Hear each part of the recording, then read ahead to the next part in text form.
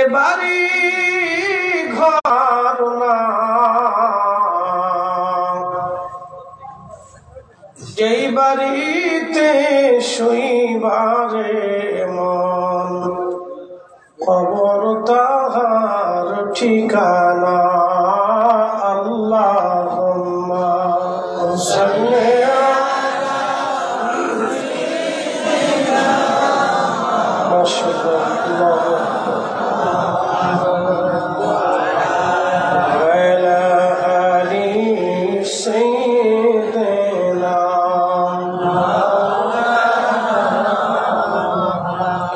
একটু জিকির লা ইলাহা ইল্লাল্লাহ, লা ইলাহা ইল্লাল্লাহ, লা ইলাহা ইল্লাল্লাহ। হাসবি রাব্বি জাল্লাল্লাহ, মা ফি কলবি গায়রুল্লাহ।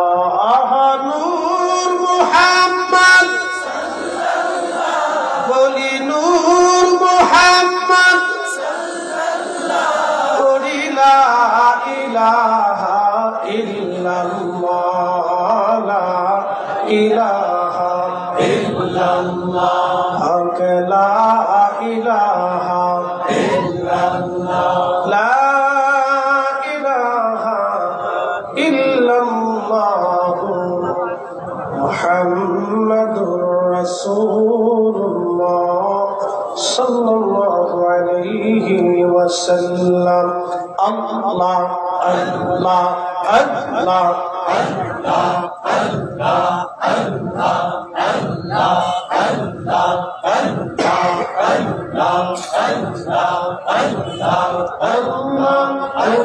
আল্লাহ আল্লাহ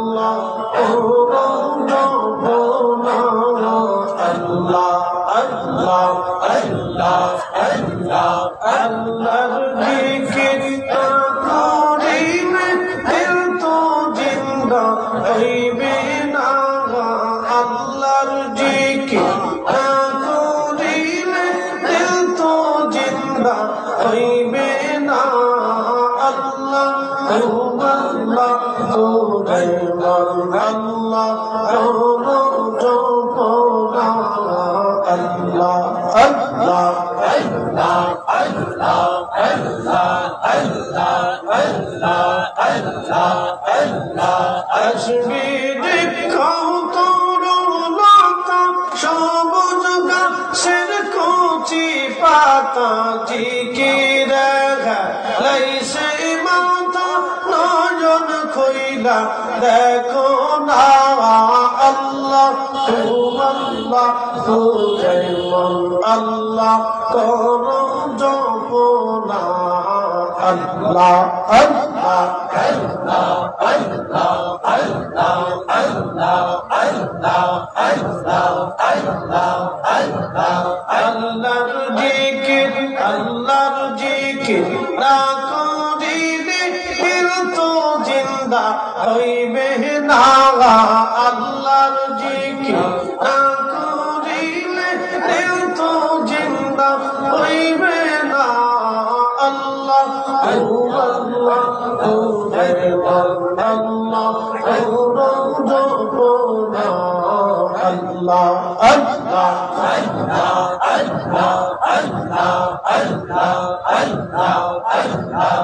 আসমান জমিন গ্রহ তারা আল্লাহর জিকির করে তাহারা। মানুষ হইয়া তোমরাও কেনে আল্লাহর জিকির করো না। আল্লাহ আল্লাহ তোরে মন, আল্লাহ করো জপনা। আল্লাহ আল্লাহ আল্লাহ আল্লাহ আল্লাহ আল্লাহ আল্লাহ আল্লাহ। আল্লাহর জিকির না করিলে দিল তো জিন্দা হইবে না গো। আল্লাহর জিকির না করিলে দিল তো জিন্দা হইবে না। আল্লাহ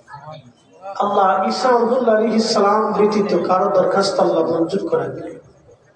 আর আল্লাহ আমাদেরকে বিনা দরখাস্তে বিনা চাওয়া আমাদেরকে শ্রেষ্ঠ নবীর উম্মত বানিয়েছেন।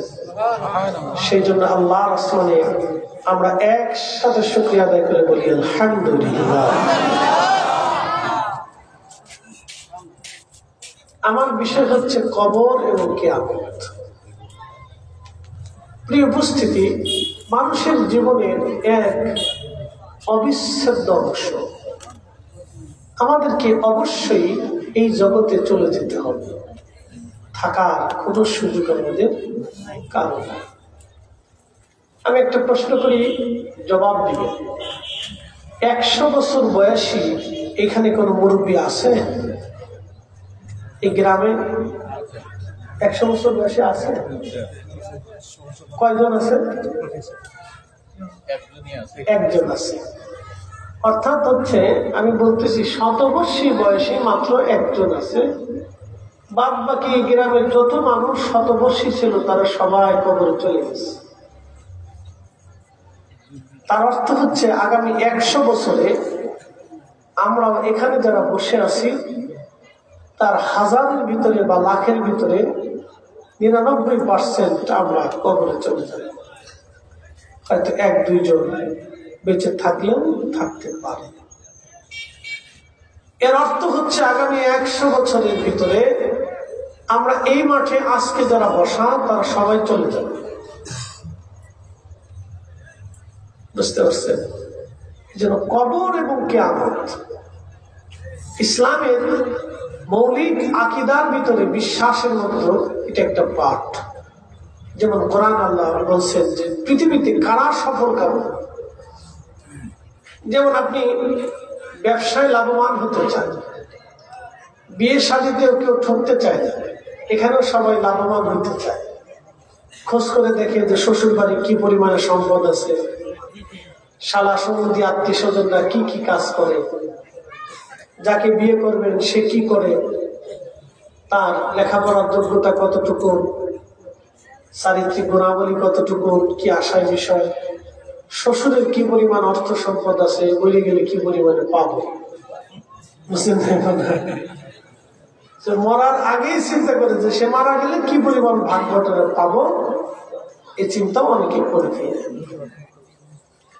এই যে আমাদের সবাই জিততে চায়, কেউ ঠকতে চায় না। তো মূলত কারা সফল কামনা? কোরআন শরীফে কয়েকটা আলোচনা আল্লাহ এভাবে করেছেন।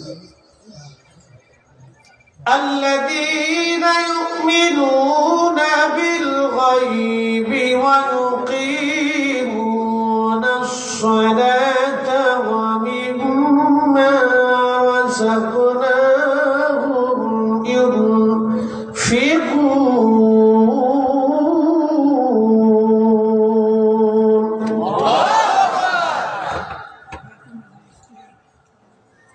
প্রথম নম্বর আল্লাযীনা ইউমিনুনা বিল গায়ব, যারা গায়বের উপর ঈমান আনে,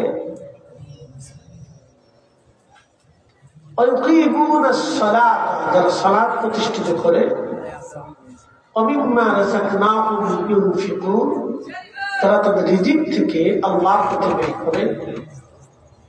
আল্লাযীনা ইউমিনুনা বিমা উনসিলা ইলাইকা, নবী আপনার উপর যা নাযিল হয়েছে বিশ্বাস করে। ওমা উনসিলা মিন ক্বাবলিক, আপনার পূর্বে যত নবীরা আসছিল তাদের উপর ঈমান আনে। ওয়াবিল আখিরাতি হুম ইউকিনুন, এবং আখিরাতের প্রতি যারা বিশ্বাস স্থাপন করে। أولئك على هدى من ربهم وأولئك هم المفلحون।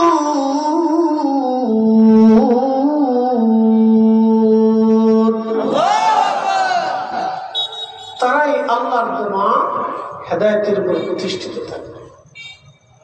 মনোযোগ দিয়ে, আমাদের দেশে যারা সনাতন ধর্মের আছে, দেখেন ইদানিং এটা নিয়ে খুব মাতামাতি চলতেছে। সনাতন ধর্ম অর্থাৎ আমরা যাদেরকে হিন্দু বলে চিনি, হিন্দু কোনো ধর্ম না, ধর্ম হচ্ছে সনাতন। এই উপমহাদেশের আগে নাম হিন্দ ছিল। পূর্ব প্রাচীনকালে এই অঞ্চলটাকে হিন্দ বলা হতো। তো হিন্দ হিন্দ হিন্দ হিন্দ থেকে হিন্দুস্তান। প্রাচীনকালে এই অঞ্চলের নাম ছিল হিন্দ। তো এদেশের বাসিন্দাদেরকে আগে মানুষ হিন্দু বলে চিনত, ধর্মীয়গত ভাবে না, দেশগত। যেমন বাংলাদেশে যারা বাস করে বাঙালি বলে, আরবে যারা বাস করে আরাবিয়ান বলে, পার্সিয়ান বলে, রুশিয়ান বলে, আমেরিকান বলে, এরকম আর কি। এই অঞ্চলের নাম ছিল হিন্দ। এই জন্য আগে মানুষ হিন্দু বলত। হিন্দু কোন ধর্ম না, ধর্ম হচ্ছে সনাতন। সনাতন ধর্মের ভিতরে অনেকগুলি গ্রুপ আছে। তার ভিতরে একটা গ্রুপের নাম হচ্ছে ইসকন। এই ইসকনটা হলো আমাদের দেশে, আমাদের ভিতরে যে জঙ্গি আছে না, বেশি উগ্রবাদ, এই ইসকন হলো হিন্দুদের ভিতরে উগ্রবাদ। বুঝাইতে পারছি আপনাদেরকে? এরা চায় যুদ্ধ বিগ্রহ, মারামারি, কাটাকাটি, হানাহানি। দেখেন ভারতে মাঝে মধ্যে মসজিদে হামলা করে, দাঙ্গা হাঙ্গামা করে, মুসলমান হত্যা করে, গরুর গোশতের কথা বলে বহু মুসলমানকে তারা হত্যা করছে। এই হচ্ছে ইসকনের সদস্যরা। এরা হচ্ছে উগ্র হিন্দুত্ববাদ। বাংলাদেশে এগুলি মাথা চারা দিয়ে উঠছে। আমাদেরকে সতর্ক থাকতে হবে। কথা বলেন ঠিক কিনা? আমাদের দেশে এগুলি উগ্রবাদ কোন সৃষ্টি হতে দেওয়া যাবে না। আচ্ছা বলেন তো, আমার জন্মের পর থেকে আজও পর্যন্ত বাংলাদেশে হিন্দু মুসলমানের কোনোদিন দাঙ্গা দেখিনি। এলাকা ভিত্তিক মারামারি, টুকটাক রাজনৈতিক অস্থিরতা, ব্যবসা নিয়ে, এলাকা নিয়ে, জমি জমা নিয়ে ঝগড়া ফসল, মারামারি, এগুলো সব জায়গায় টুকটাক আছে।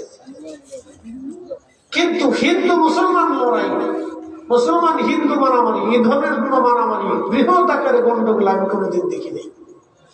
কিন্তু তারা চাইতেছে বাংলাদেশে এই ধরনের পরিবেশ তৈরি করার জন্য।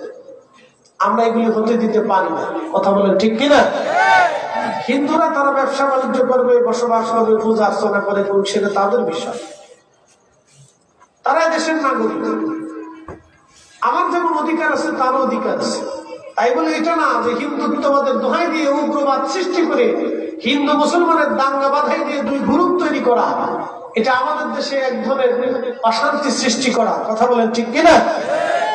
ইসকনরা করতেছে। তো সনাতন ধর্মের যারা আছে তাদের বিশ্বাস হচ্ছে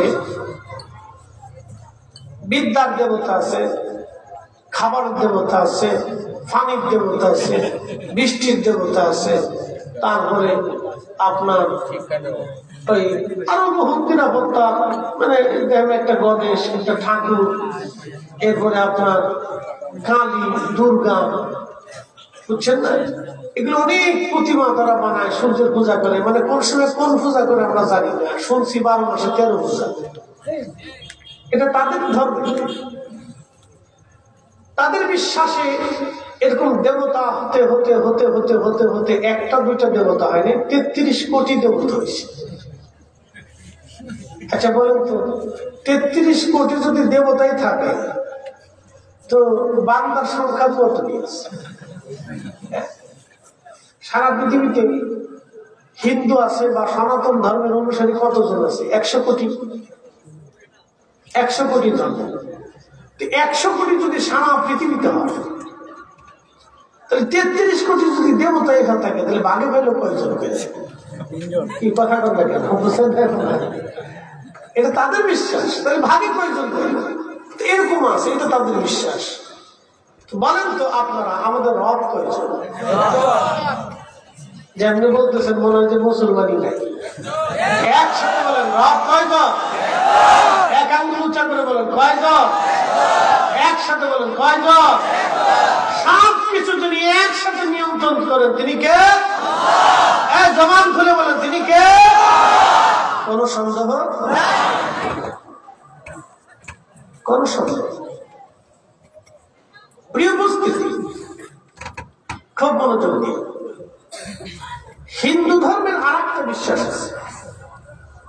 আমি তাদের সাথে আমাদের দৈহিক কোন পরিবর্তন নেই, তারাও মানুষ, আমরাও মানুষ। এই শ্রীমঙ্গলে বহু হিন্দু বসবাস করে, তারা ব্যবসা করে, তাদের দোকান থেকে আমরাও কিনি, তাদের দোকান থেকে আমরা মিষ্টিও কিনি, দইও কিনি, খাবারও খাই, ব্যবসা বাণিজ্য করি। কথা ঠিক কিনা? একই সাথে ওঠা চলা বসা সমাজ সমাজ একই সাথে চলতেছে, কিন্তু তাদের সাথে আমাদের দূরত্ব শুধু ধর্মীয় মত পার্থক্য। কিন্তু এটা আমাদের দেশে ওই দাঙ্গা হাঙ্গামা মারামারি কাটাকাটির পর্যায়ে কোনোদিনও গেছে না। এটা কখনো ছিল না, এটা আমরা হতে দিতে পারি না। মুসলমান মসজিদে মুসলমান ইবাদত করবে, সেটা মুসলমানেরটা করবে। হিন্দু তার মন্দিরে পূজা অর্চনা করবে, সেটা তারটা করবে। ওখানে আমাদের করতে কোনো কাজ নাই। কি কথা বলে ঠিক কিনা? হিন্দুরা আমাদের মসজিদে আসে না, কারণ ওরা জানে যে মসজিদে আমার কোনো কাজ নেই। আমরা মুসলমানরা হিন্দুদের মন্দিরে যাব না, কারণ আমরা জানি ওখানে আমাদের কোনো কাজ নেই। তো ওখানে আমরা যাবো না, ওটাও করতেছে করুন।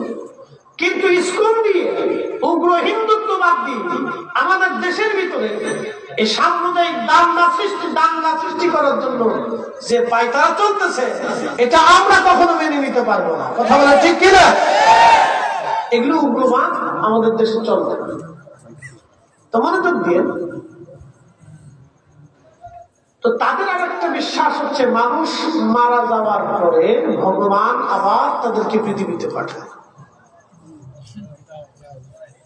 এটা তাদের বিশ্বাস। আমি বুঝে তারপরে বলবি। তাদের বিশ্বাস হচ্ছে যদি মানুষ পৃথিবীতে পুণ্যের কাজ করে, তাহলে ভগবান তাদেরকে আবার পৃথিবীতে পাঠাবে ভালো কিছু দিয়ে। যেমন কবি জীবনানন্দের দাসের একটা কবিতা আছে, আবার আসিল ফিরে ধানসিঁড়িটির তীরে এই নবান্নে বাংলায় শালিকের দেশে, অথবা শঙ্কসী কাউয়া বিলে কুস্তা যাই মনে করেন। আপনাদের কি মনে হয়? শঙ্খচিল হয়ে, শালিক হয়ে, কাউয়া হয়ে, হাঁস হইয়া, কবুতর হইয়া, বিলাই হইয়া, শিয়াল হইয়া, কুত্তা হইয়া পৃথিবীতে আর কোন মানুষ আসার সুযোগ আছে? একসাথে বলে আছে? কেউ কোনোদিন ফিরে আসছে কি বলে মনে হয়? আসার সুযোগ। وَلَن يُؤَخِّرَ اللَّهُ نَفْسًا إِذَا جَاءَ أَجَلُهَا।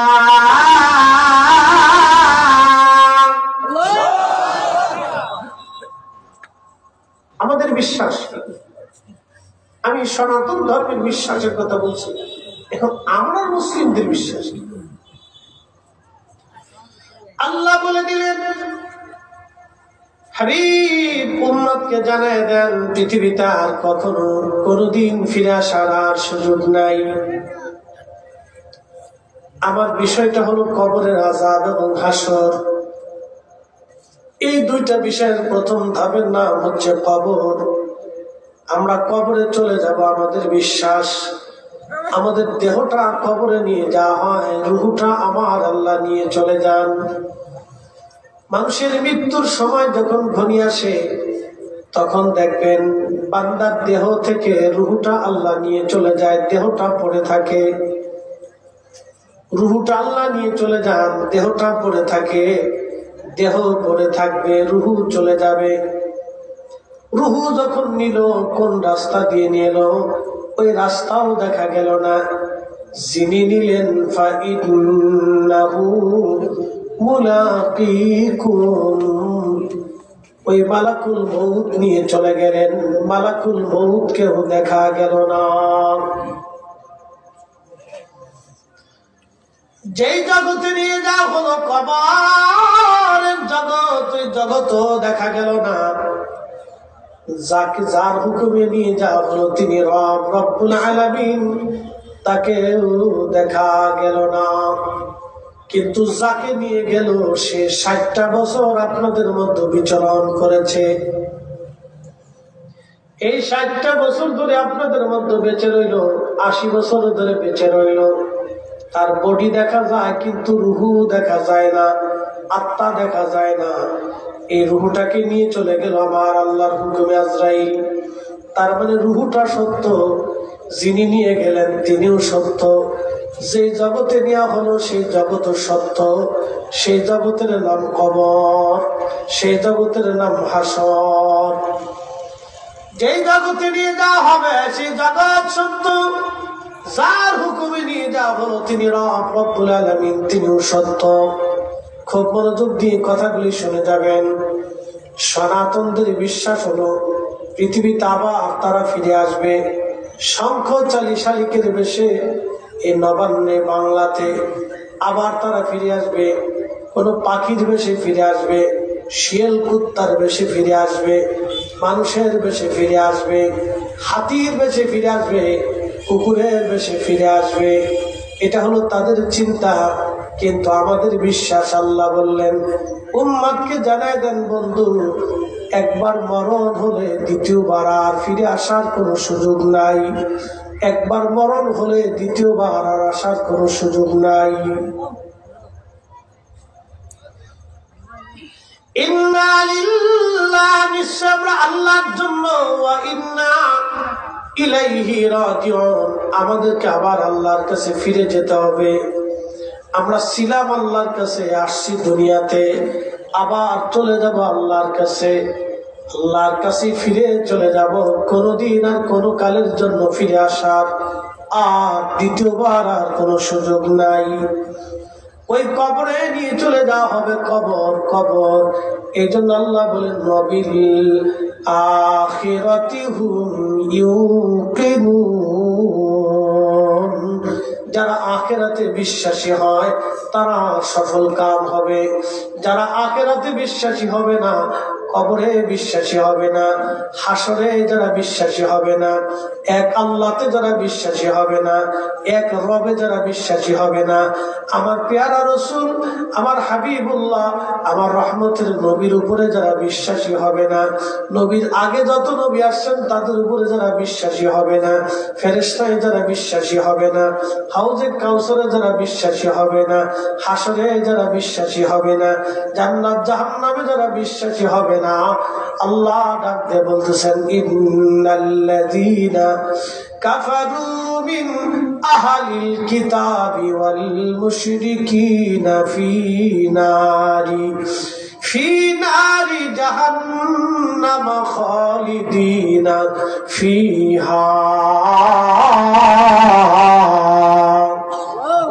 নিশ্চয়ই যারা কাফির, অবিশ্বাসী, এক আল্লাহতে যারা বিশ্বাসী না, আমার রাসূলের উপরে যারা বিশ্বাসী না, পরকালে যারা বিশ্বাসী না, ফেরেশতায় যারা বিশ্বাসী না, আসলে যারা বিশ্বাসী না, জান্নাত জাহান্নামে যারা বিশ্বাসী না, পূর্ববর্তী নবীতে যারা বিশ্বাসী না, বহু খুদায় যারা বিশ্বাসী, বহু দেবতায় যারা বিশ্বাসী, বহু দেবতায় যারা বিশ্বাসী, বহু খুদায় যারা বিশ্বাসী, যারা আখিরাতে বিশ্বাসী না, যারা মনে করে আবার পৃথিবীতে তারা ফিরে আসবে, পুনর্জন্মে যারা বিশ্বাসী, পুনরুত্থানে যারা বিশ্বাসী না, আল্লাহ ডাক দিয়ে বলেন ইন্নাল্লাযীনা কাফারু, নিশ্চয় যারা অবিশ্বাসী, আল মুশরিকিন মিন আহলিল কিতাব, এবং আহলে কিতাব যারা আছে, ইহুদি এবং খ্রিস্টান।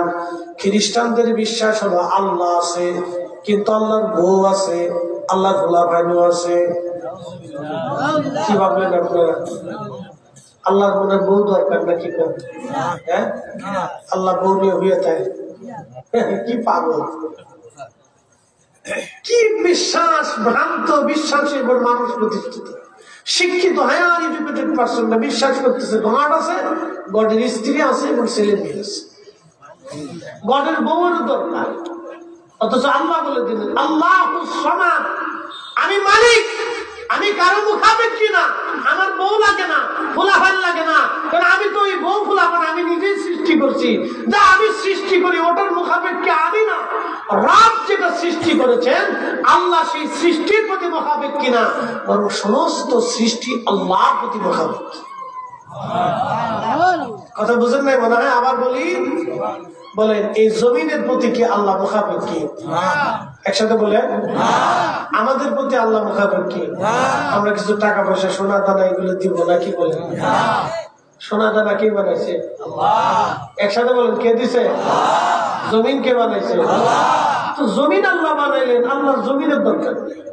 আসমান আল্লাহ বানাইলেন, আল্লাহ আসমানের মুখাপেক্ষী। মানুষ আল্লাহ বানাইলেন, আল্লাহ মানুষের মুখাপেক্ষী। আল্লাহ তাম সৃষ্টি বানাইলেন, সৃষ্টির প্রতি আল্লাহ মুখাবিদ কিনা? সব সৃষ্টি আল্লাহর মুখাবিদ।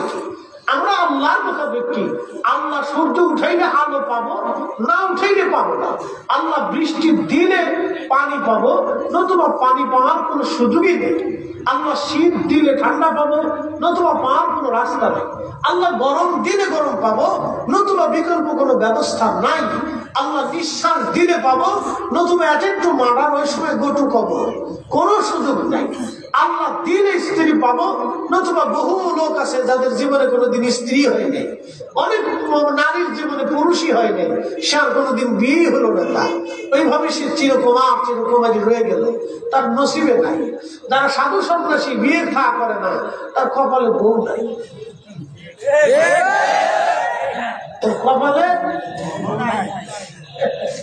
ওর কপালে বুঝতে পারছেন? তো কপালে থাকতে তো হবে। আল্লাহ আমাদেরকে হেদায়েত দিয়েছেন, যাকে হেদায়েত পাই নাই তার কপালে হেদায়েত নেই। আল্লাহ আমাদেরকে মুসলমান বানিয়েছেন, কেন করেছেন ভালো করে শুনে যাবেন। আল্লাহ বলছেন মিন আহলিল কিতাব, আহলে কিতাব যারা ইহুদি খ্রিস্টান, তারা বিশ্বাস করে আল্লাহ আছে, কিন্তু আল্লাহর গুণ আছে। একসাথে বলে আল্লাহ দুলা বাইন আছে। আচ্ছা বলেন, যিনি স্রষ্টা তার কি বাচ্চা কাচ্চার দরকার? لم يلد ولم يولد ولم يكن له كفوا أحد। আল্লাহর স্ত্রী নাই, তিনি সন্তান জন্ম দেন না, তিনি কারো কাছ থেকে জন্ম দেন নাই। তিনি একচ্ছত্র অধিপতি মালিক আল্লাহ, তিনি একচ্ছত্র অধিপতি মালিক আমার আল্লাহ। তিনি জন্ম নেন না, জন্ম দেন না। মুসলমান খুব মনোযোগ দিবেন। আল্লাহ বলেন আহলে কিতাব যারা আছে, ওয়াল মুশরিকিন, যারা মুশরিক।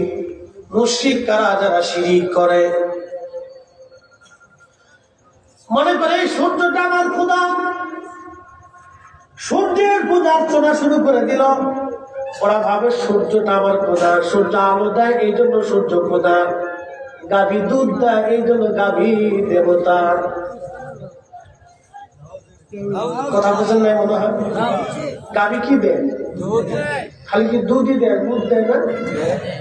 খালি দুধ দিল মুখ দিল, তা হেড দেবতা কেন? যে দুধও দেয় মুধু দেয় সে আবার দেবতা কেন? গাভী কি চিরদিন বেঁচে থাকে?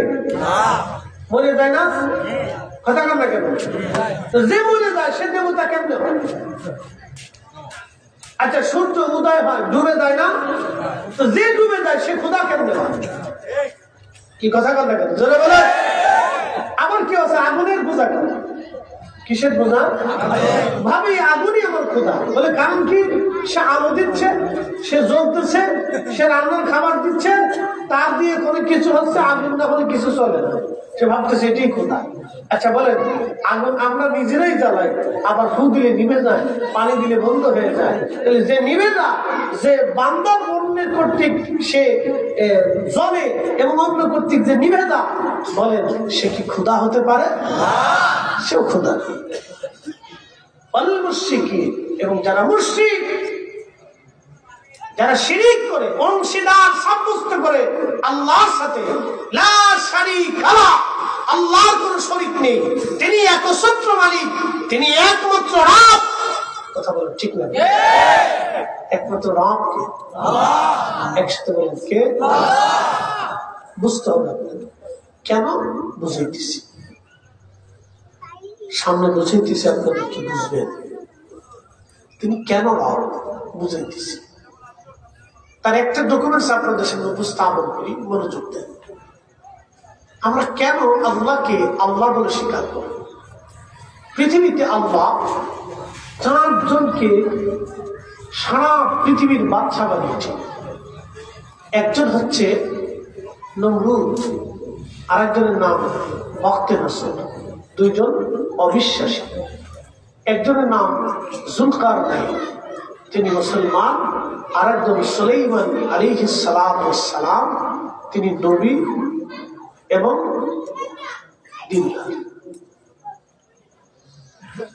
তো পৃথিবীতে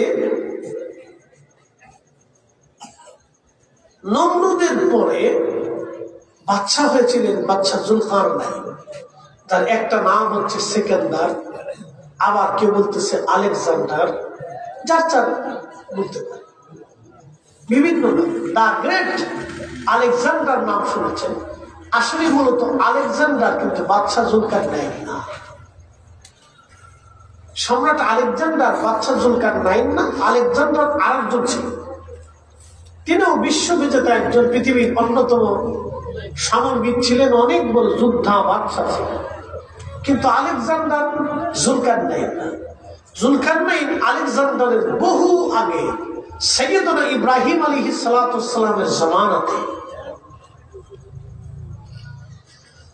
হযরত ইব্রাহিম বাইতুল্লাহ শরীফ তিনি নির্মাণ করতেছিলেন। খোদার ঘর যেটা কাবা শরীফ আপনারা জানেন, ইন্না আউওয়ালা বাইতিন উদিআ লিন-নাসি লাল্লাযী বিবাক্কাতা মুবারাকান হুদাল লিল-আলামিন। আমি রব প্রথম যে ঘর নির্মাণ করেছি, এই ঘরের নাম হচ্ছে বাইতুল্লাহ। প্রথম নাম হচ্ছে বাক্কা, বর্তমান নাম হলো মক্কা, আগে নাম ছিল বাক্কা। আল্লাহ ডাক দিয়ে বলেন, হাবিব এই ঘরকে কেন্দ্র করে আমি তামাম পৃথিবী, তামাম সৃষ্টিটাকে আমি আল্লাহ রাব্বুল আলামিন হেদায়েত করব। এই জন্য বাইতুল্লাহকে কেন্দ্র করে তামাম পৃথিবীতে আল্লাহ মসজিদ বানিয়েছে। দুনিয়ার মসজিদকে সম্মান করা মূলত বাইতুল্লাহকে সম্মান করা। আপনার বাড়ির মসজিদটাকে নিরাপত্তা দেওয়া মূলত বাইতুল্লাহকে নিরাপত্তা দেওয়া। হাজিরিন, এই বাইতুল্লাহ নির্মাণ করতেছিলেন হযরত সাইয়েদনা ইব্রাহিম আলাইহিস সালাম। ইসমাইল আলাইহিস সালাম পাথর এনে দিচ্ছিলেন, আর ইব্রাহিম খলিলুল্লাহ পাথর গেথে গেথে গেথে গেথে তিনি বাইতুল্লাহ নির্মাণ করতেছিলেন। ওই রাস্তা দিয়ে বাদশা জুলকারনাইন যাইতেছিলেন। তো তিনি লক্ষ্য করলেন একজন আল্লাহর বান্দা সহযোগী একজন নিয়ে একটা ঘর নির্মাণ করতেছে। জিজ্ঞেস করেন, আপনি কে? বলে, আমার নাম ইব্রাহিম খলিলুল্লাহ। বলে, আপনি ইব্রাহিম? বলে, হ্যাঁ আমি ইব্রাহিম। বলে, আপনি ইব্রাহিম খলিলুল্লাহ? খলিলুল্লাহ আবার কি? বলে, আল্লাহর বন্ধু। বলে, আল্লাহ কে? বলে, আপনার রব আমার রব। আপনার রব আমার রব, আমার আল্লাহ কি? আল্লাহ তো দেখি না, আল্লাহকে দেখা যায় না? আল্লাহ তো দেখা যায় না। তখন জুলকারনাইন বললেন, এই ইব্রাহিম, আল্লাহ যদি দেখা না যায় তাহলে আল্লাহ কেমনে মানবো বলো? ইব্রাহিম, আল্লাহ যদি দেখা না যায় তাহলে আল্লাহ কেমনে মানবো বলো তো? বলো। সাইয়েদনা ইব্রাহিম বললেন, জুলকারনাইন, কি করলে তুমি আল্লাহ মানবা, আল্লাহকে বিশ্বাস করবা বলো? জুলকারনাইন ডাক দিয়ে বলতেছি, ইব্রাহিম, ওই যে ভেড়ার দল পাহাড়ের ভিতরে ঘাস খেয়ে বেড়াচ্ছে, ওই ভেড়ার দলকে তুমি ডাকবা। ভেড়ার দল এসে যদি তোমার আল্লাহর কালেমার সাক্ষ্য দেয় তাহলে আমি জুলকারনাইন বুঝবো আল্লাহ আছে। আর ভেড়া যদি না বলে তাহলে বুঝবো আল্লাহ নাই। কারণ ভেড়া তো কথা বলে না, ভেড়ার তো জবান নাই, ভেড়ার তো এমন জ্ঞান নাই, সে তো কোনোদিন কালেমা কারোর কাছ থেকে শিখে নাই। যদি ভেড়ার দলে কালেমা পড়ে ইব্রাহিম, তাহলে বুঝবো আল্লাহ আছে, নতুবা আমি জুলকারনাইন আল্লাহ মানব না।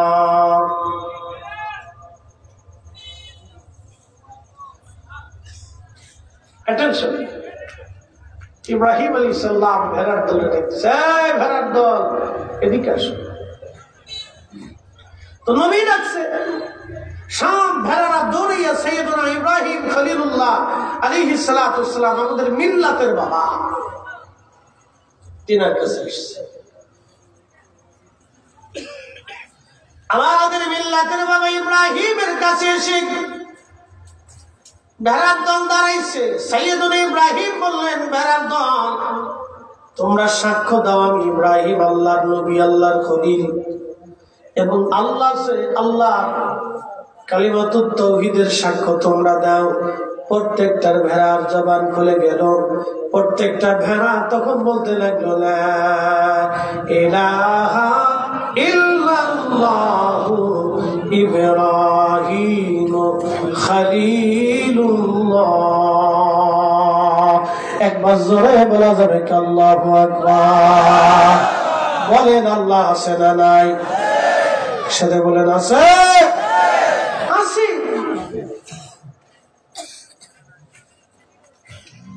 কেউ ভাবতেছে আমি সূর্যের পূজা করতেছি, সূর্যই বুঝে আমার দেবতা। কেউ সাগরে দুধ খাওয়ায় ভাবে সাপই বুঝে আমার দেবতা। কি পাবে? কেউ মূর্তি বানিয়ে এটার সামনে পড়ে রয়েছে, ভাবে এটাই আমার দেবতা। আমি দেবতার প্রতিকৃতি তৈরি করে তার সামনে মাথা নত করে পড়ে দিচ্ছি। ভাবতে পারে। রবীন্দ্রনাথ ঠাকুর বলেছিল, রথ যাত্রা লোকারণ্য মহা ধুমধাম, ভক্তরা লুটায় পথে করিয়াছে প্রণাম। রথ ভাবে আমি দেব, পথ ভাবে আমি দেব, হাসে অন্তর্যামী। অন্তর্যামীরা চিনছেন? আল্লাহ। এটা ঠিকই লাগছে। মুসলমান খুব মনোযোগ দিবেন। হাজিরিন, সাইয়েদুল ইব্রাহিমের সামনে সাপ ভেড়ার দল যখন জবান খুলে কালিমাতুত তাওহীদের রিসালাতের সাক্ষ্য দিয়ে ফেলল, তখন বাদশা যুলকারনাইন ডাক দিয়ে বলেন, হুজুর আমার আর বুঝার বাকি নাই। কারণ ভেড়া তো কথা বলে না, তাদের ধর্ম কথা বলে না, সৃষ্টিগতভাবে তাদের জবান বন্ধ। তারা মানুষের মতো কথা বলে না, মানুষের মতো আকল নাই, মানুষের মতো বিদ্যা শিখে না, মানুষের মতো স্কুল মাদ্রাসায় যায় না, তারা কোনো মানুষের দর্শে বসে না। যেহেতু ভেড়ার দল কালেমার সাক্ষ্য দিয়েছে, খোদার নবী গো আর বোঝার বাকি নাই। আপনি নবী এবং আপনি নবী এবং আপনি আল্লাহ আছে, অবশ্যই রব আল্লাহ আছে, আর বোঝার বাকি নাই। আমাকে এই মুহূর্তে আপনি কালেমা পড়ায়া মুসলমান বানিয়ে দেন। বাদশা যুলকারনাইনকে ইব্রাহিম খলিলুল্লাহ কালেমা পড়ায়া মুসলমান বানিয়ে দিলেন। আল্লাহ তারে বাদশা বানাইতে বানাইতে বানাইতে বানাইতে সারা পৃথিবীর বাদশা বানিয়েছিলেন। তিনি এমন একজন বাদশা, কুরআন আল্লাহ বলছেন, যুলকারনাইন সূর্য উদয় যেখান থেকে হয় জাপান সাগরের একবারে শেষ প্রান্তে, সাগরের একবারে শেষে যেখান থেকে সূর্য উঠতে দেখা যায়, তিনি ওইখান পর্যন্ত সফর করেছেন। পশ্চিমা বিশ্বে আটলান্টিক মহাসাগরে সূর্য যেখানে ডুবে যায় সাগরের শেষ প্রান্তে, বাদশা যুলকারনাইনকে আল্লাহ সেই সাগরের শেষ প্রান্ত পর্যন্ত নিয়েছে, যা আজও পর্যন্ত বিজ্ঞানের পক্ষেও যেটা সম্ভব হয় নাই। একবার জোরে বলা যাবে আল্লাহু আকবার। والمشركين في نار جهنم خالدين فيها। মালিক বলতেছেন, যারা আল্লাহর সাথে শিরক স্থাপন করবে, অংশীদারিত্ব সাব্যস্ত করবে, তার ঠিকানা হবে চিরস্থায়ী জাহান্নাম, যেখান থেকে ষাঁড় কোনোদিন বের হতে পারবে না।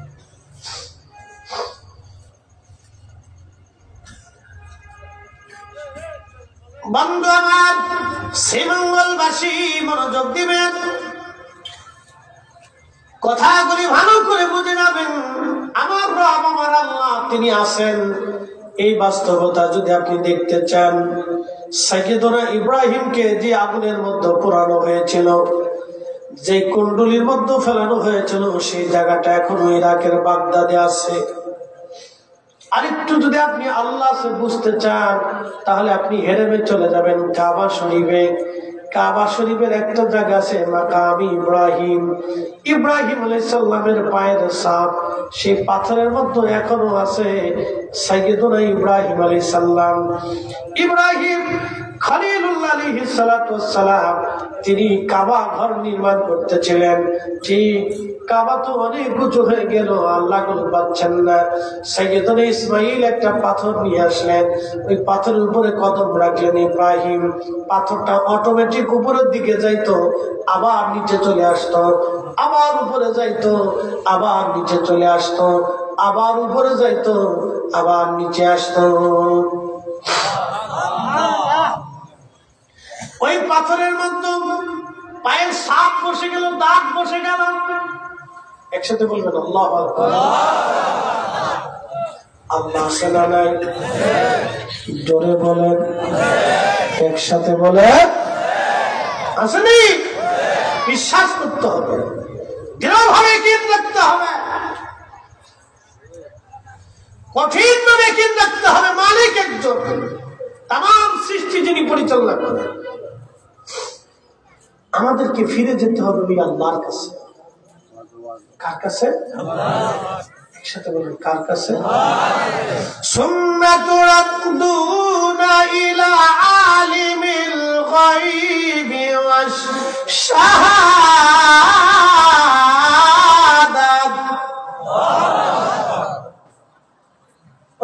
তোমরা সে আমি রবের কাছে ফিরে আসবো। আমি তোমার সব কিছুই জানি, আমি আল্লাহর কাছে কোনো কিছু গোপন।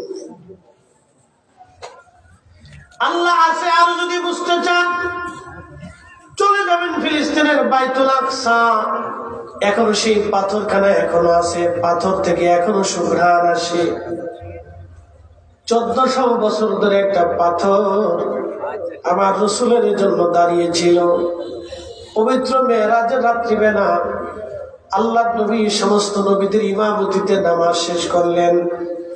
নামাজ শেষ করার পরে নবীজি মসজিদ থেকে বের হলেন, বোরাকের পিঠে চড়বেন।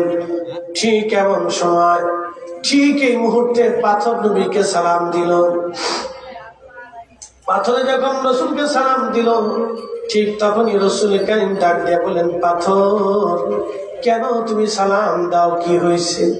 বলে, হুজুর 1400 বছর ধরে আমি আপনার অপেক্ষায় বাইতুল আকসার পাশে দাঁড়িয়ে আছি।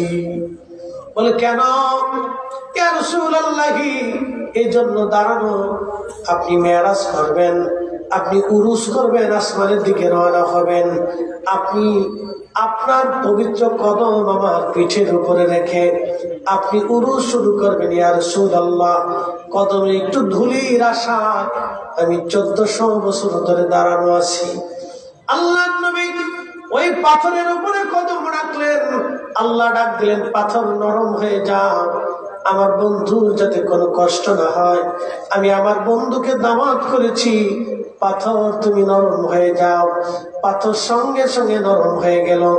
আল্লাহ নবীজির পবিত্র কদম মোবারকের ছাপ লেগে গেল, পা মোবারকের ছাপ নবীজির লেগে গেল, দেবে গেল। সেই পায়ের ছাপ এখনো আছে, ওই পাথরে কোনো আতর দাগ লাগানো লাগে না। 1450 বছর ধরে ওই পাথরের ভিতর থেকে এখনো সুঘ্রাণ বের হতে থাকে। একসাথে বলেন, জোরে বলেন আল্লাহ আছে। আসতে বলুন, জোরে বলেন আছে, আছে। জমজমের পানি তো খুব বেশি সবাই খাইছে, খান নাই? জমজমের পানি কি এখনো আছে? আছে। এই পানি একটা কোম্পানি, এটা একটা কোম্পানি রিফাইন করে পরিষ্কার পরিচ্ছন্ন করে বাজারজাত করছে। তার একটা লিমিট আছে কতদিন পর্যন্ত পানিটা থাকে। এটা মেয়াদ শেষ হওয়ার সাথে সাথে পানির ভিতর থেকে গন্ধ আসবে, সেটা শক্তি হারাবে, পোকা হবে, এবং এই পানির কালার নষ্ট হবে, এবং এই পানির ঘ্রাণও স্বাদও নষ্ট হয়ে যাবে। এটা একটা মেয়াদ আছে। মেয়াদ শেষ 3 বছর, 4 বছর, 5 বছর, মেয়াদ শেষ হয়ে যাওয়ার পরেই পানিটা নষ্ট হয়। কিন্তু জমজমের পানি আজও আছে। আমি এটা বোতলের ভিতরে এনে ভরে রেখে দিবেন, 50 বছর আগেও যেমন 50 বছর পরেও তেমন। প্রতিনিয়ত পানি মেশিন দিয়ে তোলা হচ্ছে, যেমন সেরকমই থাকে। 1450 বছর না, হাজার হাজার বছর ধরে এই পানি মানুষ পান করতেছে, কিন্তু আজও পর্যন্ত কুয়া শুকায় নেই। পৃথিবীতে 2টা নদী, একটা ফরাত নদী আর একটা নীল নদী আল্লাহ জান্নাত থেকে আসছে। হাজার হাজার বছর ধরে নদী দুটি প্রবাহিত হয়েছে, কিন্তু আজও পর্যন্ত এই নদীর পানি কোনোদিন শুকায় নাই। একসাথে বলবেন আল্লাহ আকবার। বলেন আল্লাহ আছে, একসাথে বলেন আছে। আল্লাহ আছে, আর একটু প্রমাণ বুঝে যান। নাস্তিকদের নানান যুক্তি থেকে আপনি অনেক সময় হয়তো আল্লাহর প্রতি সন্দেহ এসে যেতে পারে যে হায় হায় কি হলো, আমি কি আমার ধর্মের উপরে ইস্তেকামাত আছি কিনা, প্রতিষ্ঠিত আছি কিনা, আমার ধর্ম ঠিক কিনা। এটা যদি বুঝতে চান তাহলে আপনাকে আমার একটা ঘটনার দিকে নিয়ে যাই। শুনে যাবেন আল্লাহ আছে, তার বাস্তব প্রমাণ আপনাকে আমি দিয়ে যাচ্ছি। যদি কোনোদিন উহুদে যান, এখন উহুদে আল্লাহ নবী যেখানে বিশ্রাম করছিলেন, দন্ত মুবারক শহীদ হওয়ার পরে, দন্ত মুবারক শহীদ হওয়ার পরে যে উহুদের ফাঁকা জায়গা বিশ্রাম করেছিলেন, যদি নসিব হয় তাহলে রাতে যাবেন। আমি আপনাদের সিলেটের মাইনুদ্দিন আহমদ জালালাবাদীর খাজাইয়া লাইন্স ট্রাভেলসের মাধ্যমে বছর হজ করছি। তো ওনাকে নিয়ে বললাম মামা রাত্রিবেলা চলে, তো দিনে তো হুদে বহুবার গেছি, একদিন একটু রাত্রে যাই, তো মদিনার থেকে চলে আসবো, শেষ হজের বিদায় পালা, প্যাকেজ শেষ, চলে আসতেই হবে, টিকিট কনফার্ম আসা যাওয়ার। বললাম আজকে রাতে একটু চলে। আগের দিনে রাত্রিবেলা আমরা কয়েকজন একসাথে গেলাম। আল্লাহর কসম করে বলি, আল্লাহ আছে বুঝে যান। আমার রাসূলের মধ্যে যে এখনো আছে আপনি বুঝে যান, এগুলো জানতে হবে। এই জন্য আল্লাহ বলছেন কুল সিরু ফিল আরদ, পৃথিবী ঘুরে ঘুরে দেখো, আমি আল্লাহ কুদরত তুমি দেখতে থাকো। আল্লাহ আছে আপনাকে বুঝতে হবে। পাথরের সামনে, মূর্তির সামনে, সূর্যের সামনে, সাপের সামনে, গরুর সামনে, গরুর খোদা বানাবেন, দেবতা বানাবেন, পাথরকে বানাবেন, আকাশকে বানাবেন, সাগরে বানাবেন, সূর্যরে বানাবেন, পাহাড় বানিয়ে ফেলবেন, বিরাট একটা গাছ দেখে গাছের গোড়ায় মোমবাতি জ্বালায় বানাই ফেলবেন। জি জি জি জি জি।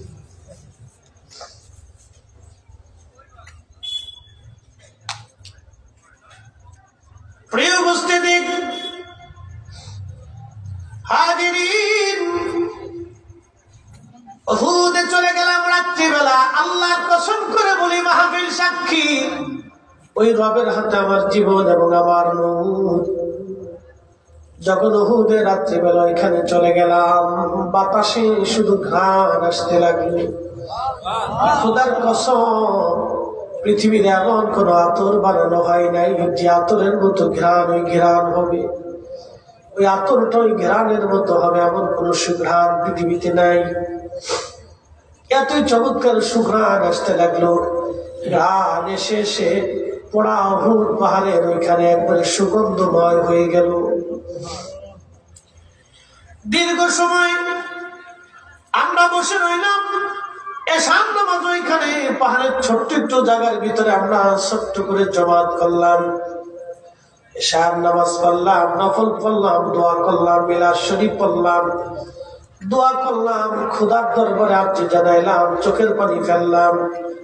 তখন ঘ্রাণ আসতে লাগলো, শুধু ঘ্রাণ আর ঘ্রাণ আর ঘ্রাণ। যেখানে নবীজি বিশ্রাম করেছিলেন সিমেন্ট দিয়ে লাগিয়ে দেওয়া হয়েছে যাতে কোনো হাজি ভিতরে ঢুকতে না পারে। জানালার মতো একটু কাটা আছে, মাথা ঢুকিয়ে ভিতরে লক্ষ্য করলাম, ভিতর থেকে এত পরিমাণে ঘ্রাণ আসতে লাগলো। যেখানে আল্লাহ নবী বসছিলেন, সারা রাত বিশ্রাম করেছিলেন, সেখান থেকে এখনো 1450 বছর পরে ঘেরান আসতে থাকে। রাত্রিবেলা এখনো ঘেরান, তার মানে বোঝা গেল আমার নবীর মুজিজা এখনো চলমান। কথা বলেন ঠিক কিনা? আল্লাহ আছে।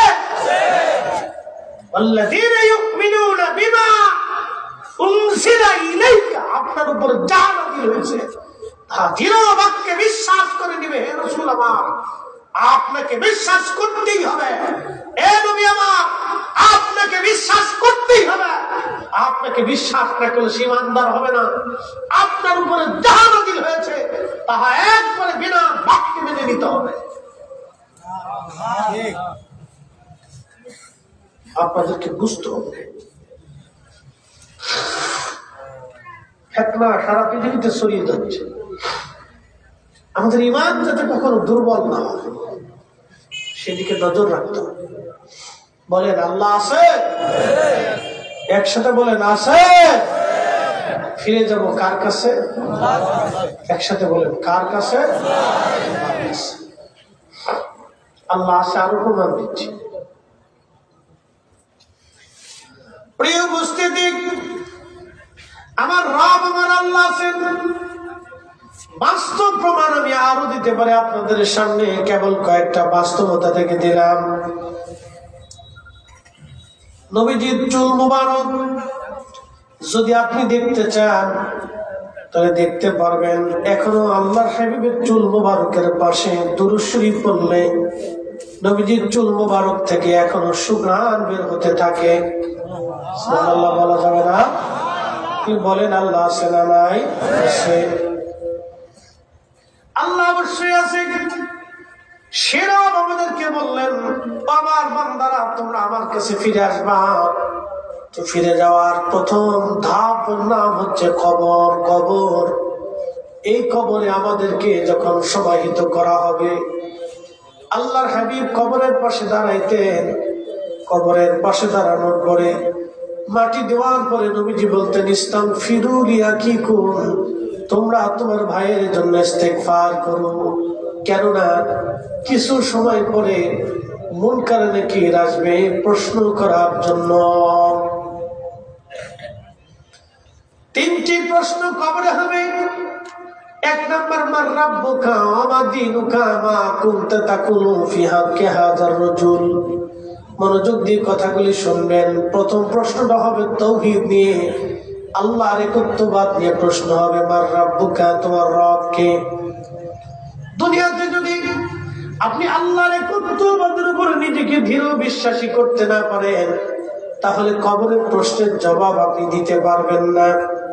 কারণ একটা ছেলে যখন পরীক্ষা দিতে যায়, পরীক্ষা দিতে যাওয়ার পরে ওই ছেলেটা সারা বছর পড়ে নাই, পরীক্ষার হলে যাওয়ার পরে অবশ্যই সে পরীক্ষায় দিতে পারবে না, প্রশ্নের জবাব সে লিখতে পারবে না। আর আপনি আল্লাহর বান্দা, সারা বছর আপনি আল্লাহকে মানেন নাই, আল্লাহর হুকুমের উপরে দায়েম কায়েম থাকেন নাই, ইসলামের উপর আপনি প্রতিষ্ঠিত হন নাই, তাহলে কি করে কবরে আপনি প্রশ্নের জবাব দিবেন বলেন? আপনি জবাব দিতে পারবেন না। হাজিরিন, শ্রীমঙ্গলবাসী খুব মনোযোগের সাথে কথাগুলি শুনবেন। কবরের মধ্যে তিনটা প্রশ্ন রাখতে পারেন ফরিদি হুজুর। কবরের মধ্যে কেন প্রশ্ন করা হবে? প্রশ্ন ছাড়া কেন আমাদেরকে নিতে পারে না? হ্যাঁ, প্রশ্ন ছাড়া আল্লাহ আমাদেরকে নিতে পারে। আপনারা দেখেছেন কয়েকদিন আগে সরকার আমাদের ছেলে মেয়েদেরকে অটো পাস করাই দিল। অটো পাস অর্থাৎ পরীক্ষা ছাড়াই ছেলেরা পাস করলো, কেউ আবার ফেল করলো, কেউ আবার পাস করলো। তো যারা ফেল করলো তারা আন্দোলন করে বললো, আমরা ফেল করবো কেন? পাস করাইলে আমাদেরকেও পাস করাও, আর যদি ফেল করানো লাগে সবাইই ফেল করাও, কারণ আমরা পরীক্ষা দিয়ে হয় পাস করবো না ফেল করবো। আমাদের পরীক্ষা দাও, আমরা পরীক্ষা দিয়ে পাস ফেল করবো। তাদের কথা তো যুক্তি সম্পন্ন। অটো পাস কিভাবে হয়, অটো ফেল কেমনে হয়? এটা তো হতেই পারে না। একটা ছেলে দেখা যায় পরীক্ষা দেওয়ার আগে সে তেমন একটা ভালো রেজাল্ট হয় নাই, কিন্তু পরীক্ষার আগে 2-3 মাস পরেও ভালো রেজাল্ট মোটামুটি হলেও করতে পারে, পাস করতে পারে। এমন স্টুডেন্ট বাংলাদেশে আছে। বন্ধু, হাসরের ময়দানে কোন মানুষ যদি বলতে না পারে রব্বুল আলামিন তুমি আমারে কিভাবে অটোভাবে মাফ করলা, অটোভাবে জাহান্নামে দিলা, কেন আমারে পরীক্ষা নিলা না? পরীক্ষা নিয়ে তো আমি পাস করতাম। যাতে বান্দা এই কথা বলতে না পারে, সেই জন্য আমার আল্লাহ কবরের মধ্য দিয়ে তারে পরীক্ষা নিবে।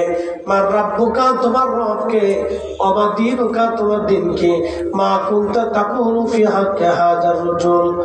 আল্লাহর নবী বললেন, ও আমার উম্মত, কবর এত কঠিন জায়গা, এত ভয়াবহ জায়গা, কবর এত কঠিন, এত ভয়াবহ। তোমার ভাইকে কবর দেওয়ার পরে তুমি কবর থেকে চলে আসো না, কবরের পাশে দাঁড়াও, ইস্তাগফিরু লিআখিকুম, তোমরা ভাইয়ের জন্য ইস্তেগফার করতে থাকো, ক্ষমা চাইতে থাকো, দোয়া করতে থাকো তার জন্য। কেননা মুনকার নাকির আসবে, তারে প্রশ্ন করবে, এই প্রশ্নের জবাব যেন তার জন্য সহজ হয়ে যায়, সেই জন্য তোমার ভাইয়ের কবরের পাশে তুমি দাঁড়াও।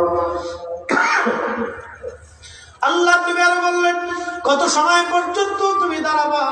আমার বান্দা, আমার উম্মত, তোমরা শোনো, কত সময় পর্যন্ত দাঁড়াবা?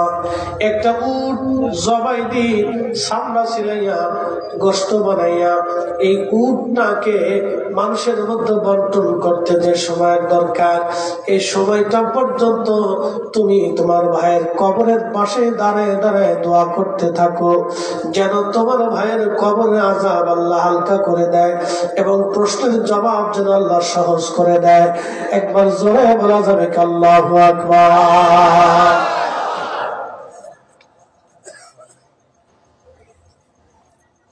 প্রিয় শ্রীমঙ্গলবাসী, মনোযোগ দিবেন।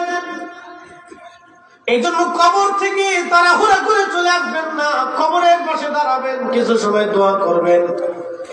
বাজান আমার, মায়ের আমার, কবর বড় কঠিন জায়গা। আল্লাহ নবী বলেন, উম্মতরে, এই কবর রেখে সবাই যখন চলে আসবে, কেউ আর আপন হবে না। এখানে আপনারা যারা আছেন, যদি এখন প্রশ্ন করি, হাত উঁচা করে বলেন তো, প্রত্যেক দিন বাবা মার কবরের পাশে কে যান? এখানে আমিও সহ কেউ বলতে পারবো না আমরা প্রত্যেক দিন বাবা মার কবরের পাশে দাঁড়াই। এখন প্রশ্ন করি, আমরা তো কেউ বাবা মার কবরের পাশে দাঁড়াইতে পারি না। যদি বলি কেন দাঁড়ান না, আমরা সবাই বলবো সময়ের অপেক্ষায়, সময়ের কারণে সময় হয় না। বাচ্চার চিন্তা, চাকরি, সংসার, দুনিয়াদারির জন্য যদি আপনি আপনার কলিজার টুকরা বাবা মারে ভুলে যান, তাহলে আপনি একটু চিন্তা করেন তো, আপনার সন্তানরাও আপনাকে ভুলে যাবে। কথা বলেন ঠিক কিনা? এটাই ছিল সত্য। আপনি ভুলছেন, আপনার বাচ্চারও ভুলে যাবে automatic. Out of sight, out of mind. কথা যে লেখছে, চমৎকার করে লিখছে যে মানুষ চোখের আড়াল হলে মনের আড়াল হয়ে যায়। কথা সত্য, কথা সত্য। আমি এখান থেকে চলে যাব, আপনাদের মনের আড়াল হয়ে যাবে। আপনারা চলে যাবেন, আপনারাও আমার মনের আড়াল হয়ে যাবে। চোখের আড়াল হলে মানুষ মনের আড়াল হয়ে যায়, মন থেকে সে দূরে চলে যায়। ধীরে ধীরে ধীরে ধীরে ধীরে ধীরে মানুষ ভুলতে থাকে। যদি না ভুলতো তাহলে মানুষ মারা যেত। এটা আল্লাহর একটা সৃষ্টি, ভুলতেই হবে, ভুলে যাবে, সে অটোমেটিক ভুলে যাবে। তাহলে বলেন, 100 বছর পরে আমার আপনার কবরের পাশে দাঁড়ানোর আর কেউ থাকবে? কেউ থাকবে না। তাহলে কবরে হাসরে আপনার জন্য আমার জন্য কি হবে? 1 নম্বর ঈমান, 2 নম্বর আমল। 1 নম্বর ঈমান, 2 নম্বর আমল। দুইটা জিনিস আপনাকে নিতেই হবে, ঈমান আমল। দুইটা জিনিস আপনাকে কবরে অবশ্যই নিতে হবে, ঈমান এবং আমল। মনোযোগ দিয়ে। এখন কি মনে হয় কবরে আযাব সত্য? যেমনি বলতেছেন মনে হয় যে না। বলেন, কবরের আযাব সত্য? বিশ্বাস আছে না? ধান সিঁড়ি ছিঁড়ে নবান্নে বাংলায় শালিক হয়ে কুত্তা হয়ে গেলে ফিরে আবার আসিব ফিরে, ধান সিঁড়ি তীরে নবান্নে বাংলায় হয় শালিকের বেশে, না হয় শঙ্কশিলের বেশে, না হয় কুত্তা মিলে। হ্যাঁ, এরকম ফিরে আসার কোন সুযোগ আছে? এগুলো হলো মানুষের বানানো নিজস্ব মনের উক্তি। কথা কোন ঠিক কিনা? মানুষের বানানো নিজের মনে রুক্তি দিয়ে ধর্ম হয় না। ধর্ম হবে ওই মালিক যিনি সৃষ্টি করেছেন, তার আইন, তার নিয়ম। আচ্ছা বলেন, আজ পর্যন্ত ইসলামের কোন আইনের মধ্যে নিয়মের ভিতরে কেউ ত্রুটি ধরতে পারছে? আমার রসুলের জীবনের ভিতরে আজ পর্যন্ত কেউ ত্রুটি ধরতে পারছে?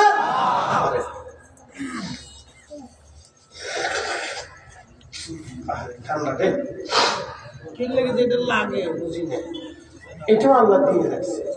না দিলে কথা না দিলে কি হয়ে যেতাম, এরাও হয়ে যেতাম। মানব শরীরের ভিতরে রোগ আছে কয়টা? ৩,৫০০। একসাথে বলেন কত হাজার? এই মানুষ কি মরবে না বেঁচে থাকবে?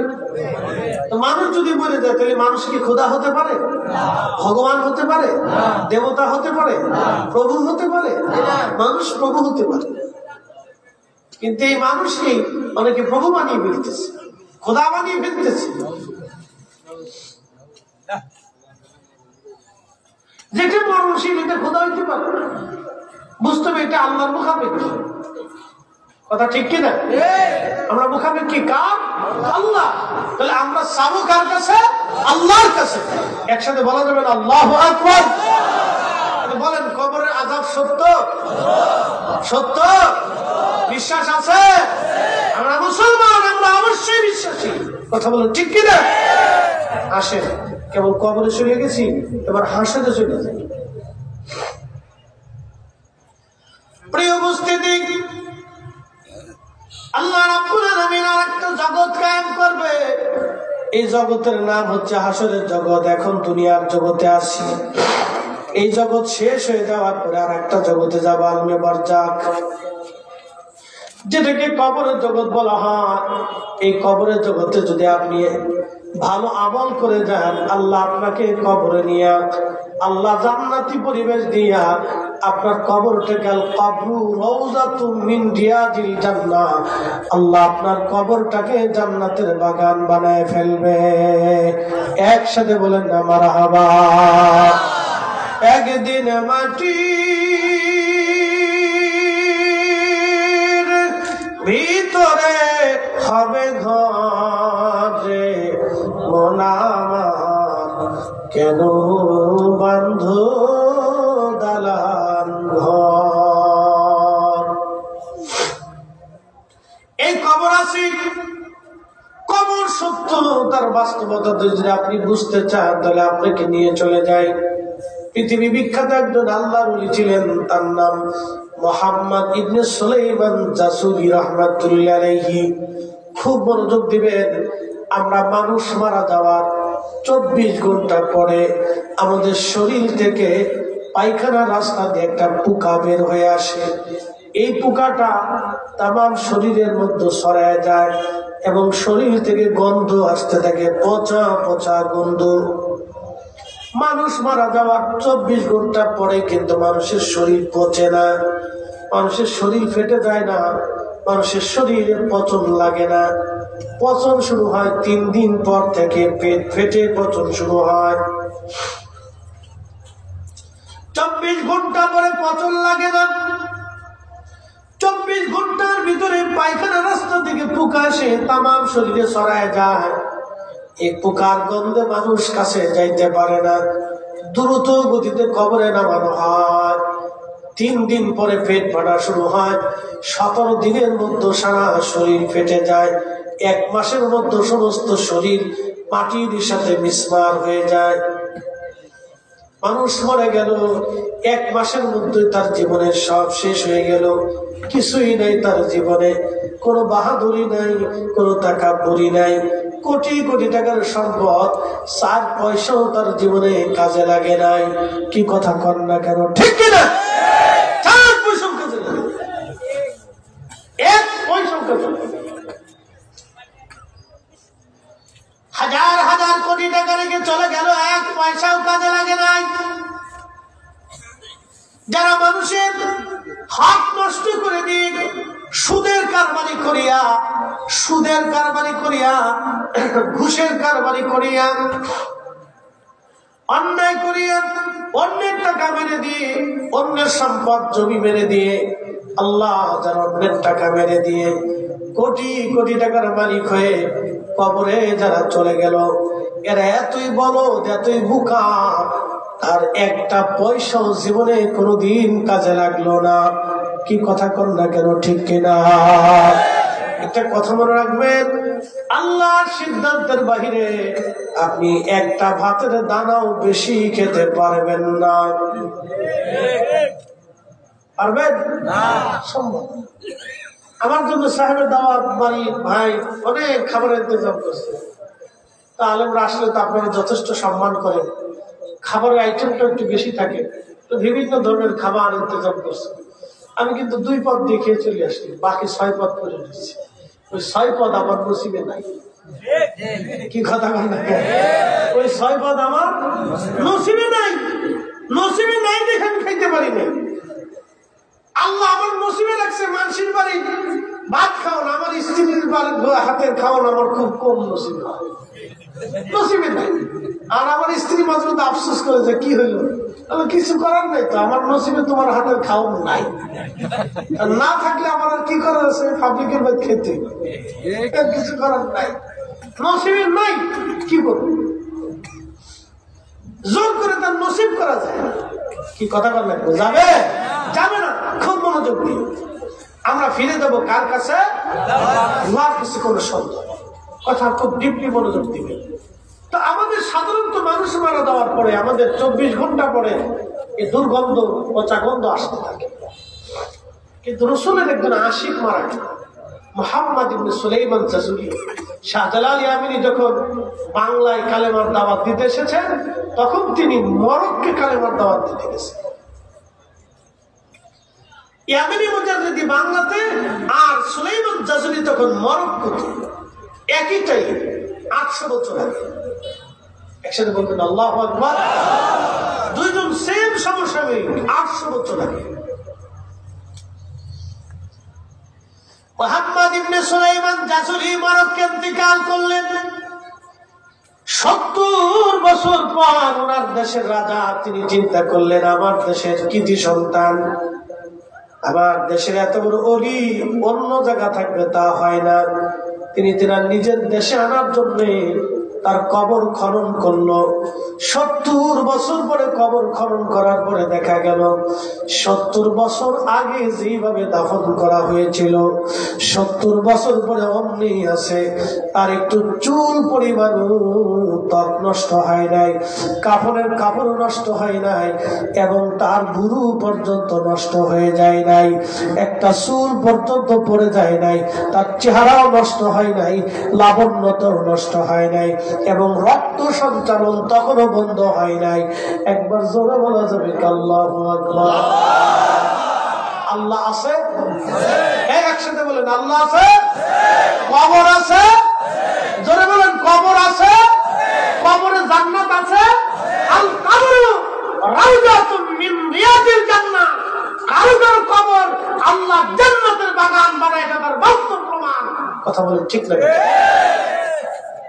আজ থেকে 900 বছর আগে, 570 হিজরি, তার মানে আজ থেকে 900 বছর আগে। কত বছর? 900 বছর আগে। বর্তমান যে গাজা, এই গাজার নাম ছিল গাছ কালার। এইখানে ইমাম হুসেন রাদিয়াল্লাহু আনহুকে দাফন করা হয়েছিল। হাজরাতে ইমাম হুসেনকে দাফন করা হলো। মুরব্বী বসেন বসেন, মুরব্বী তো পরকে দেবো, বসেন বসেন, ওঠা যাবে না, কোনো আলোচনা করা যাবে না, বলছি একসাথে বলে তো আল্লাহু আকবার। বলতেছি আল্লাহ কেমনে আছে, কবর কেমনে আছে বুঝেই দিছি। অনেকে বিশ্বাস হবে, বাস্তবতা থেকে আপনাদেরকে বিশ্বাস ধরাইতেছি, মনোযোগ দেন। একই দেখত মুসলমানের যদি কবর হাসনে বিশ্বাস পরিপূর্ণ থাকতো, তাহলে মুসলমান জুতা চুরি করে না। কথা ঠিক কিনা? কোন মুসলমান যদি 100% বিশ্বাস করে যে আমি কবরে যাবো, তাহলে ওই মুসলমান সুদ খায় না। কথা বলেন না কেন? ও ঘুষ খায় না, ও মানুষের মাথায় বাড়ি দিতে পারে না, মানুষের রক্ত চুষতে পারে না। যারা মানুষের রক্ত চুষে খায় তারা ঘুমাইতে পারে না, তারা বোতল সার মুড়ি দেয়। বোতল 2 টান টুন দিয়ে বাড়ি এসে বউরে মা খায়, মারে বউ খায়, বাপরে বিয়ে খায়, ফুলারে শালা খায়। আর দুলা মাঝে মধ্যে টাইনে টেনে এসে বাপরে দুলা ভাই খায়। শান্তি নেই, কি নাই? শান্তি নেই। মানুষের অশান্তিতে রেখে কেউ শান্তিতে থাকতে পারে না। মানুষের রক্ত চুষিয়ে কেউ রক্তমান হতে পারে না, ঘুমাইতে পারে না। মানুষের চোখের নিদ্রা নষ্ট করে দিয়ে কেউ আরাম করে ঘুমাইতে পারে না। আল্লাহ তাদের চোখ থেকে ঘুম কেড়ে নেয়। মানুষকে অশান্তিতে রাখে কেউ শান্তিতে থাকতে পারে না। আল্লাহ তার অন্তর থেকে শান্তি কেড়ে নিয়ে যায়। এই জন্য মাঝে মধ্যে 2-4 বোতল 2 ঢন্টক মেরে দিয়ে তার চিটপটান হয়ে কেটে থাকে। আল্লাহর কসম করে বলতেছি, আল্লাহর জিকির ছাড়া, আল্লাহর স্মরণ ছাড়া, আল্লাহর ইবাদত ছাড়া কোন বান্দা প্রকৃত সুখ পাবেই না। এই জন্য ওলি যারা ছিলেন তারা দুনিয়ার থেকে জুদা হইয়া আল্লাহকে খুশি করার জন্য দিনহীন হয়ে আল্লাহর ইবাদতে পড়ে থাকতেন। কথা বল ঠিক কিনা? আল্লাহ সুখ এখানে, বান্দা সুখ এখানে দিয়ে দিচ্ছেন। মনোযোগ দিবেন। ইমাম হুসেন রাদিয়াল্লাহু আনহুর পবিত্র মাথায় আসকালানি দখল করে নিয়ে নিল খ্রিস্টানরা। তখন ক্রুসেডাররা পুরা অঞ্চলটা দখল করে নিয়ে গেল। এখন যেমন ইসরায়েল দখল করেছে, তখন ওই খ্রিস্টান বাহিনীরা দখল করে নিল। মুসলমানরা নিরুপায় হয়ে গেল। মিশরের যিনি বাদশা ছিলেন তিনি চিন্তা করলেন, ইমাম হুসেনের পবিত্র মস্তক ওইখানে থাকলে এটা কেমন হয়। তিনি ওই খ্রিস্টান বাদশাকে বললেন, আমাদের সাইয়েদের মাথা মোবারক আপনি দিয়ে দেন। বলে, দিয়ে দিতে পারি, আপনাদের সাইয়েদের মাথা দিয়ে তো আমাদের কোনো প্রয়োজন নাই, কিন্তু 30,000 স্বর্ণ মুদ্রা দিতে হবে।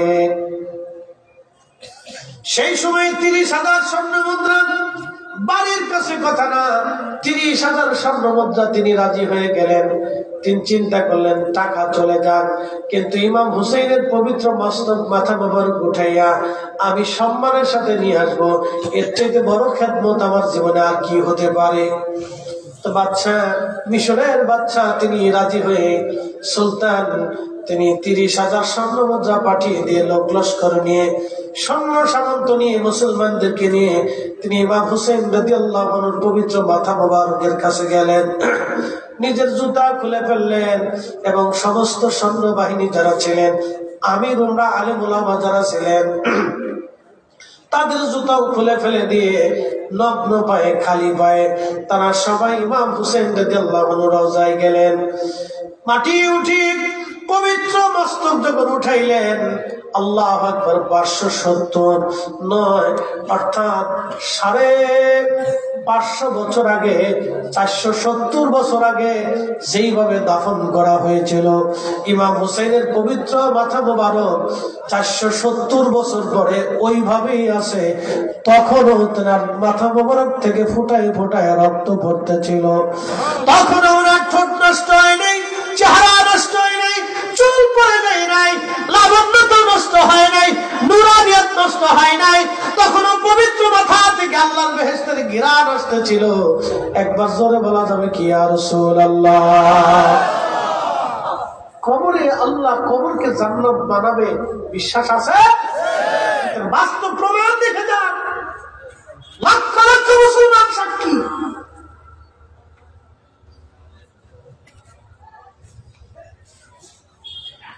লক্ষ লক্ষ মুসলমান সাক্ষী। আওলাদে রাসূল ইমাম হুসেইন রাদিয়াল্লাহু আনহুর মাথা মোবারক নিয়ে আসা হলো মিশর। বর্তমান মিশর আল আজহার বিশ্ববিদ্যালয়ের পাশে ওনার পবিত্র মাজার মোবারক। আর একটা পৃথিবীতে একজনের 2টা মাজার, তিনি ইমাম হুসাইন। একজনের 2টা মাজার, তিনি ইমাম হুসাইন। আর কেউ যদি বলে যে কোন অলির মাজার 3টা হয়েছে, তাহলে বিশ্বাস করবেন না। বালতার কথা, এ কথার কোনো ভিত্তি নেই। অনেকে যদি বলে যে এখানে বাইজিদ বোস্তামির মাজার আছে, তাহলে বুঝবেন এটা ওই বাইজিদ বুঝতামি না, অন্য কোনো বাইজিদ হইতে পারে, অরিজিনাল বাইজিদ বুঝতামি না। পৃথিবীতে একজনেরই মাজার দুইটি, তিনি ইমাম হুসেন। তার দেহ মুবারকের মাজার ইরাকের কারবালাতে, আর মাথা মুবারকের রওজা মাজার সেটি হচ্ছে মিশর আল-আজহার বিশ্ববিদ্যালয়ের পাশে। এই দুইটা মাজার ওনার, এই দুই জায়গায় ওনার জিয়ারত চলে। পৃথিবীতে একজনের জিয়ারত দুই জায়গা হয়। একসাথে বলবেন আল্লাহু আকবার। তিনি আওলাদে রাসূল সুলতানে কারবালা ইমাম হুসাইন রাদিয়াল্লাহু আনহু। 470 বছর পরে ওনার সেই শের মুবারক তখনও জিন্দা। হয় না, হয় না, হয় না, জোরে বলেন, জোরে জোরে। ইসলাম মুসলমান আপনাকে বুঝতে হবে, কবর আছে, কবরের সওয়াল জবাব আছে, ওই জিন্দেগিও শুনতে। এই জন্য আমরা আল্লাহর কাছে ফিরে চলে যাব, অবশ্যই আমরা আল্লাহর কাছে চলে যাব, জবাবদিহিতা আমাদের আছে। হাসরের মাঠে আপনাদেরকে মুক্তাসার একটু সময়ের জন্য নিয়ে যাই, সময়ের সংক্ষিপ্ততা, কথা বুঝবেন। হাসরের দিনটা কত বড় হবে কোরআন থেকে একটু বুঝে যাই।